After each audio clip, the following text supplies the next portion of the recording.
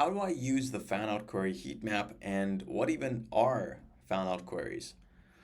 So we can simply go to the prompt section of AmICited and choose one of our prompts and click on it. We will be greeted by the prompt detail page, and from there we can actually analyze the heat map seen on the bottom here.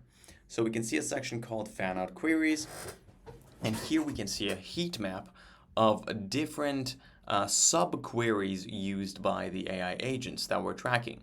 So fan-out queries are basically questions that these generative engines derive from your base prompt. So let's say you ask a prompt from ChatGPT, and that is the prompt that you're actually tracking. And then ChatGPT searches online in Google for another prompt so that it gets some detail. This is the fan-out queries. And here you have actually a heat map of, okay, these different brands are being mentioned in the subqueries for your initial prompt. And what you can do is to actually track these subqueries so that you can actually generate content for them, and you will be the one ranking for these subqueries as well. So all you need to do is to simply click on track and done.